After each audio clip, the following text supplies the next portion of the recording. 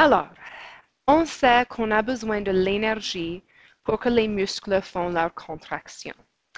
Alors, on doit savoir d'où est-ce que vos cellules musculaires obtiennent leur énergie. Maintenant, en haut, j'ai des mots.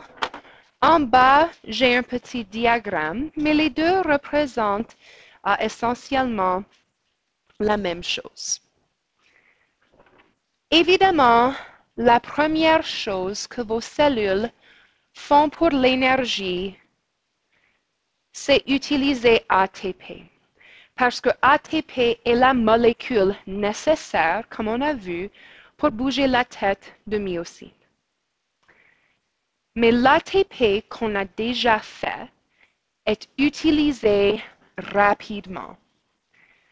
Donc l'ATP immédiatement disponible parce que c'était déjà produit avant la contraction du muscle, il n'y a pas beaucoup d'ATP emmagasiné. Ce n'est pas une substance qui reste là pour plein de temps.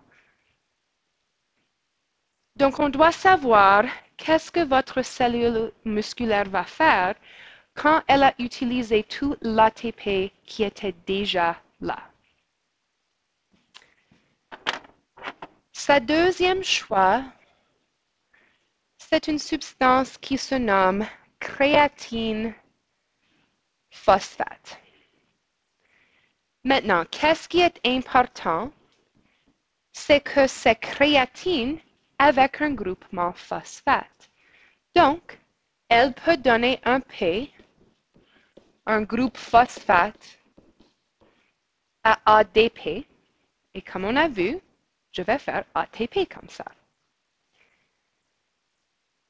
Donc, la créatine phosphate se décompose un peu pour que le phosphate soit séparé. Et je vais même ajouter ici, il me faut de l'ADP. Et là, je peux faire ATP. Maintenant, dans le diagramme, ça démontre les flèches qui vont dans les deux directions. Qui veut dire, si ta cellule a beaucoup d'ATP à un point, elle peut prendre un peu de l'ATP et l'emmagasiner en forme de créatine phosphate. Est-ce que quelqu'un reconnaît le mot créatine? Oui, tu penses? Quelqu'un d'autre peut-être? Si jamais vous avez regardé vraiment aux boissons de protéines ou aux suppléments de protéines que vous pouvez voir, souvent le mot créatine est quelque part dans la description. Et voilà une raison. On a besoin de l'énergie pour la contraction des muscles. Oui. Alors, c'est possible d'emmagasiner les glucides dans les comme la glucose dans les est-ce que c'est possible d'emmagasiner l'ATP? Bien, ça c'est un exemple essentiellement d'ATP emmagasiné. Elle doit changer de forme un peu, comme un glucide doit changer à un lipide pour être emmagasiné, mais ça serait le même principe. S'il y a trop d'ATP, alors la cellule peut créer des molécules de créatine phosphate pour le futur. Maintenant, chose 3, respiration aérobie. Donc, voilà chose numéro 3.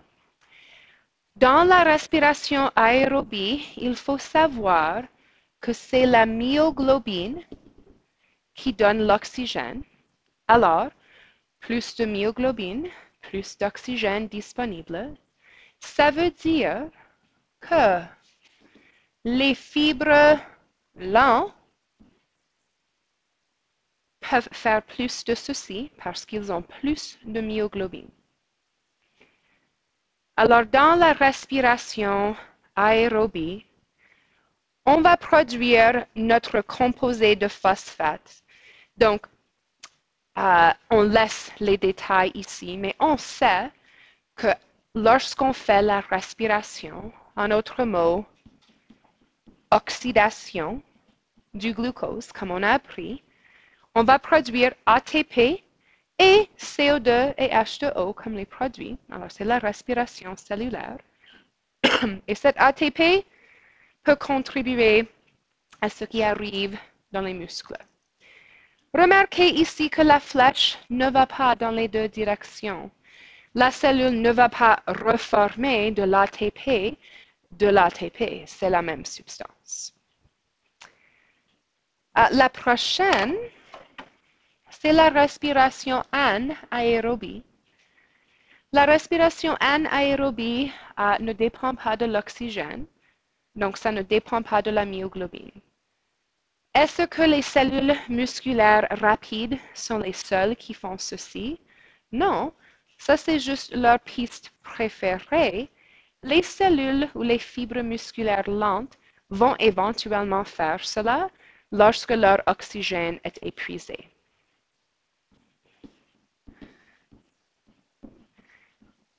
Alors, les fibres rapides utilisent ça de façon plus souvent, mais toutes les cellules musculaires vont éventuellement le faire s'il manque de l'oxygène. Dans la respiration anaérobie, on va produire de l'acide lactique. Quelle est la substance de départ? Ça dépend exactement quelle cellule est-ce que c'est et où est-ce qu'on est. Rappelez-vous que la glycogène est simplement une réserve de glucose. C'est une façon d'emmagasiner le glucose. Et que techniquement, l'acide lactique est produit du pyruvate qui est oxydé. Alors, l'idée principale, c'est que le glucose peut me donner l'acide lactique, ça peut me donner juste l'ATP. Lorsque l'acide lactique est produit, vous voyez le petit P. Donc, je produis un peu d'ATP ici. Ce n'est pas le même montant qu'avec la respiration cellulaire aérobie, mais encore, je peux produire un peu. Alors, peu importe la façon, pour que la contraction ait lieu, j'ai besoin de l'ATP. S'il n'y a pas d'ATP, il n'y a pas de contraction. Est-ce que vous avez des questions là-dessus?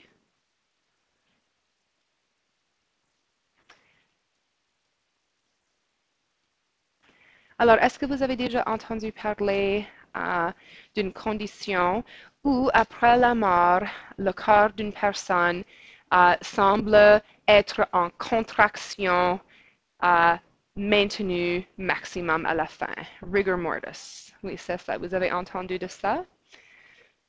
Alors, si ça vous intéresse, moi, ça m'intéresse beaucoup, les émissions de télévision où il y a des policiers et des criminels et quelqu'un doit attraper quelqu'un. Mais souvent, ils vont parler de rigor ou rigor mortis. C'est l'idée qu'après la mort, des fois, c'est très difficile à bouger les mains, les bras, même les jambes d'une personne qui est morte. Souvent, dans les émissions de télévision, la personne a quelque chose dans leur main et on veut voir qu'est-ce qu'il y a dans la main de la personne pour résoudre le crime et c'est très difficile à ouvrir leurs mains. Leurs muscles sont en contraction. Je ne peux pas recommencer le cycle si je n'ai pas d'ATP. Si je suis mort, est-ce que je peux fabriquer plus d'ATP? Non, je ne peux pas. Alors, voilà quelque chose d'actuel qui est expliqué par ceci. Est-ce que vous avez des questions là-dessus? J'aurais dû être un criminal minds, une personne comme ça, quelqu'un qui travaille au FBI, mais je ne suis pas américaine, donc je ne peux pas, et on n'a pas de FBI ici. De toute façon, ça c'est la fin de leçon 3. Alors, c'est la fin de la contraction des muscles. On va maintenant discuter la prochaine leçon qui est au sujet des choses qui peuvent arriver, des fois bons, des fois mauvais, mais des changements qui arrivent avec vos muscles. Donc, comme j'avais dit, j'ai les jambes en coton. C'est la façon de dire en français « I'm weak in the knees », qui a plus qu'une connotation. Des fois, C'est ce qu'une femme dit lorsque elle est en amour avec un homme et elle est dans sa présence. J'ai décidé de le prendre de façon littéraire et de dire, oh, ton genou est faible. Bien, ça doit être un muscle qui ne fonctionne pas bien. Et vastus medialis, c'est le nom d'un des muscles qui est attaché à votre genou. Alors, qu'est-ce qu'on discute? Les troubles, les changements, les choses qui affectent vos muscles.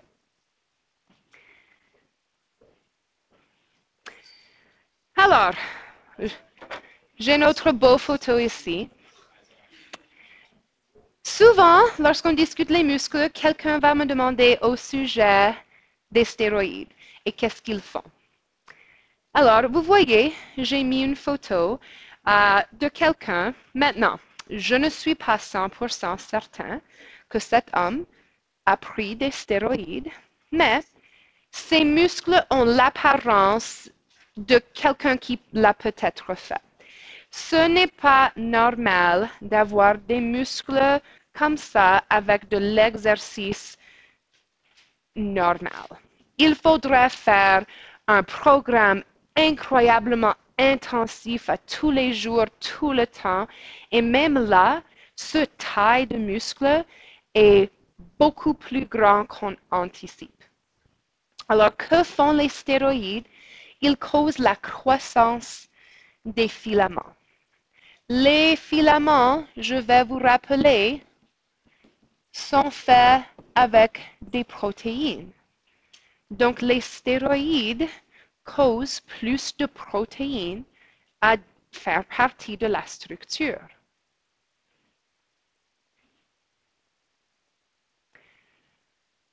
Alors, comment est-ce qu'ils font ça? Techniquement, chaque fois que vous faites de l'exercice, vos muscles déchirent, juste un petit peu. Et ça, c'est important. Si elle n'est pas déchirée, il n'y a pas de stimulus pour la croissance. Donc, l'exercice cause les muscles à se déchirer et la réparation, c'est ce qui cause la croissance. Donc, si vous voulez que vos muscles deviennent plus grands, il faut que vous stressez vos muscles assez pour les déchirer un petit peu. C'est très possible de faire de l'exercice et de ne pas augmenter la taille de vos muscles, simplement de le maintenir.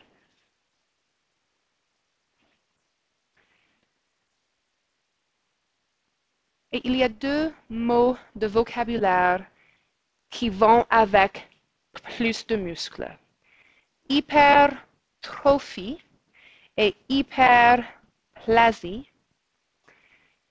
Hyper, peut-être vous vous rappelez, veut dire plus, plus que, plus grand que, au-delà de. Trophie fait toujours référence à la croissance. Plasie fait référence au nombre. Alors, je vais arrêter pendant une minute. Alors, voici une liste de quelques, pas toutes, mais quelques troubles qui peuvent arriver avec vos muscles. J'ai essayé de commencer avec les choses peut-être moins sévères. Au début, les crampes. Une crampe, c'est une contraction soutenue hors contrôle maximum. En d'autres mots, ton muscle est en tétanos.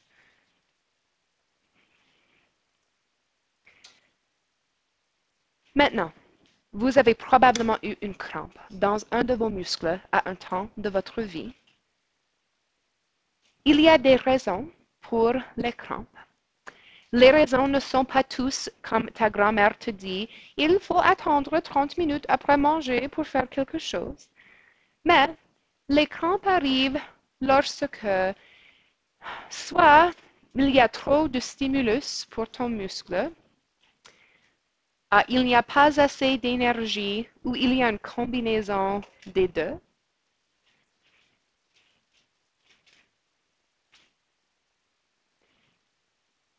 Maintenant, une crampe, c'est une contraction. La fatigue, c'est l'inhabilité de faire une contraction. C'est exactement l'opposé. Alors, une crampe fait mal parce que ton muscle est contracté et ne relâche pas. La fatigue, c'est l'opposé. Tu ne peux pas faire une contraction parce que tu n'as pas assez de quelque chose. Le mot pénurie, je veux simplement vous rappeler ou vous dire, si je ne l'ai jamais dit, ça veut dire qu'on manque quelque chose. Une pénurie serait comment en anglais on dit lack. Alors, ça ne veut pas dire qu'on n'a pas d'ATP du tout, mais simplement qu'on n'a pas assez pour ce qu'on est en train de faire.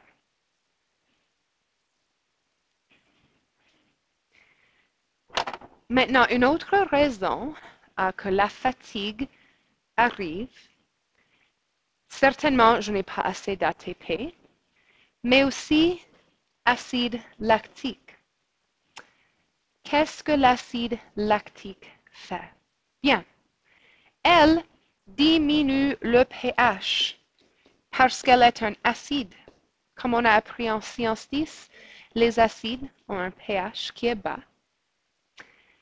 Et ce pH petit empêche que actine et myosine soient attachés. Donc, si le pH est trop bas, actine et myosine ne vont pas s'attacher parce que calcium ne va pas fonctionner et le site d'attachement ne va pas être ouvert.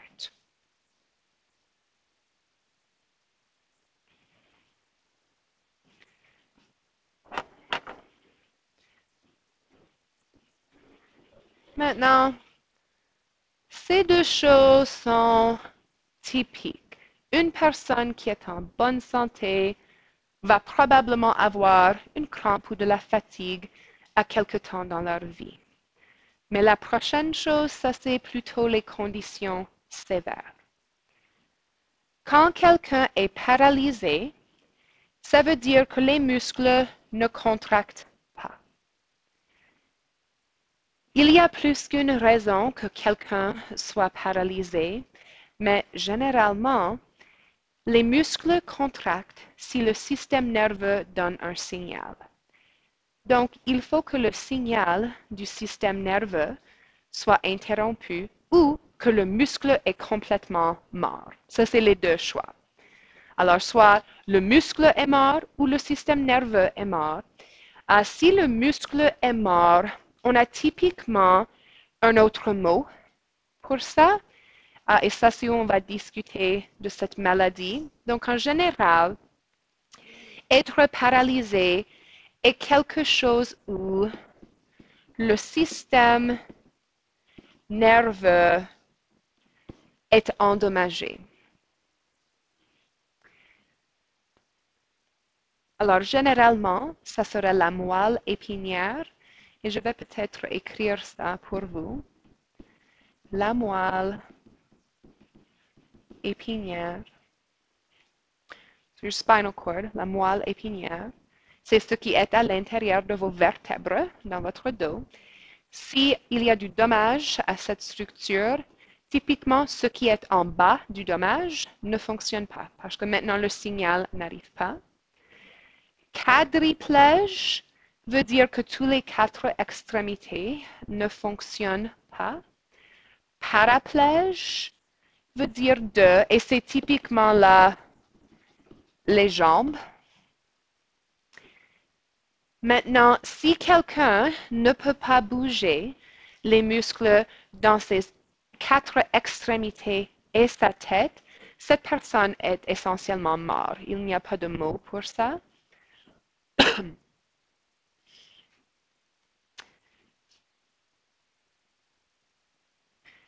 Maintenant, probablement, vous avez vu à quelque temps dans votre vie une personne qui va dans une de ces catégories, une personne dans une chaise roulante, probablement va dans la catégorie paraplège. Maintenant, il y a d'autres raisons être dans une chaise roulante. Peut-être tu as perdu tes jambes et ça c'est différent. Une personne quadriplégique, peut-être que vous allez reconnaître, c'est Stephen Hawking. Vous le reconnaissez. Il est toujours sur des émissions de télévision, il me semble. Il est assez célèbre. Il parle avec une machine et il utilise sa bouche pour comme bouger sa chaise roulante parce qu'il ne peut pas bouger ses bras ni ses jambes. Maintenant, l'autre chose, c'est quelque chose qui s'appelle la dystrophie musculaire. Et ça, c'est vraiment une grande catégorie. Il y a beaucoup de types de dystrophie musculaire, beaucoup de différentes variétés. Est-ce qu'on l'a depuis la naissance? Est-ce que ça développe pendant la vie? Alors, la dystrophie musculaire est comme une grande chose qui a beaucoup de différents sous-types. Mais en général, c'est héréditaire. Donc, ça veut dire que de quelque façon, tu l'hérites de tes parents. Et c'est où les muscles dégénèrent progressivement. Donc, au cours de la vie de la personne, les muscles essentiellement sont en train de mourir plus rapidement que le restant du corps. Vous êtes en train de mourir très lentement, par exemple, mais à chaque jour, des choses deviennent un peu plus vieux, mais pour une personne avec la dystrophie musculaire, leurs muscles dégénèrent très rapidement comparé à la population générale. Juste, nous sommes en train de voir. Est-ce que c'est juste à dire que nous sommes en train de est-ce que c'est comme on a tout à savoir lorsqu'on est Mhm. c'est comme au début de la jusqu'à là on vit et après ça. Bien, je pense que c'est une question plutôt philosophique que scientifique, mais en général, je pense que les personnes diraient, si tu es encore en train de grandir, on ne va pas dire que tu es en train de mourir parce que tu n'as pas fini à croître. Alors, au moment où tu arrêtes de faire la croissance et le développement, je pense que ça serait le point là de tournage. Alors, probablement, c'est un peu moins que la moitié de votre vie, mais si vous allez mourir quand vous avez 22 ans, alors vous avez mouru seulement pendant quelques années comparé à quelqu'un d'autre, mais c'est une bonne question. C'est une question où je ne connais pas la réponse, oui. It's just comme pourquoi la fatigue dit une inabilité de faire réflexion, mais comme par exemple quand on fait des lacets, Mhm, après qu'on ne peut pas faire des contractions mhm. aussi, nos muscles continuent à faire des petits mouvements. Alors, lorsque la fatigue arrive, il y a typiquement, où la fatigue commence, il y a typiquement des petites contractions. Alors, si vous regardez la chose, la ligne ici n'est pas nécessairement complètement plate lorsqu'on est à tétanos. Souvent, il y a des petites variations parce que le muscle elle essaie tellement forte et ça c'est d'où vient la vibration que vous êtes en train de sentir parce que ton muscle veut faire une contraction. Elle ne veut pas te décevoir. So it doesn't want to disappoint you. Mais c'est ça. La ligne alors n'est pas parfaitement plate, mais plutôt une ligne très, très petite, mais elle bouge un peu. Oui. Alors, est-ce que ça c'est comme sans comme dans l'estomac? Bien, lorsque vous êtes en train de courir et ça fait mal dans votre estomac, ça peut être plus qu'une chose. Mais pour que vous sachiez, votre estomac est un muscle. Il y a des muscles dans votre estomac. Donc, si vous venez de manger, vos muscles dans votre estomac étaient en train de travailler très fort. Alors, elles ont épuisé leur réserve d'énergie et elles en manquent. Alors, vous pouvez avoir une crampe parce que vous n'avez pas assez d'énergie qui reste. Alors, ça, c'est une raison que ça peut-être ça va faire mal. Alors, est-ce que c'est possible que comme un muscle se déplace à une partie de corps, comme une partie de muscle faire comme des mouvements, quelque chose bouge en partie, ça. Alors, le muscle bouge ou la partie qui fait mal bouge? La muscle, je sais qu'il y a comme des petits strips des muscles Ouais. qui se déplacent mécaniquement, mais si un partie des muscles, est-ce qu'ils sont sémentés? Oh oui, je comprends, ok. Alors, les muscles sont vraiment élastiques. Les muscles peuvent changer et il y a des conditions où, par exemple, quelque chose entre au milieu du tissu musculaire ou vice-versa, parce qu'elle n'est pas une chose solide. N'oubliez pas, il y a le muscle qui a beaucoup de petits faisceaux. Chaque faisceau a beaucoup de petites fibres là-dedans. Donc, il y a des espaces. Imaginez que vos muscles sont comme des morceaux de cheveux. Chaque cheveu est un muscle. Des choses peuvent aller à travers, n'est-ce pas? Et je peux bouger mes cheveux. Maintenant, les muscles ne peuvent pas se bouger de façon indéfinie parce qu'ils sont attachés aux tendons qui sont attachés aux os, mais ils peuvent se déplacer un peu. Ça, c'est pourquoi on peut étirer les muscles. Ça, c'est pourquoi vous pouvez faire mal à vos muscles si vous tirez trop parce que vous l'avez bougé de sa place optimale. Question? L'autre chose, peut-être vous avez entendu ceci, une hernie, a hernia, c'est lorsque des fois une partie de votre intestin sort des muscles qui contiennent votre abdomen où elle est et vous voyez comme une petite bosse ici, ça fait mal. Mais ça, c'est un exemple où quelque chose va à travers les muscles.